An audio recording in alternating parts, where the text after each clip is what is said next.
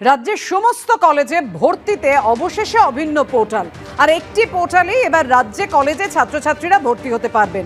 অনলাইনে 20টিরও বেশি কলেজে এই ভর্তির আবেদন করা যাবে। কেন্দ্রীয়ভাবে প্রকাশিত হবে কলেজ ভিত্তিক মেরিট লিস্ট। কিভাবে সেটা হবে কথা বলবো, আমাদের সঙ্গে রয়েছেন আমাদের প্রতিনিধি কৃষ্ণেন্দু অধিকারী। কৃষ্ণেন্দু, অবশেষে তাহলে অভিন্ন পোর্টাল, আশা করা যায় অনিয়ম কমবে।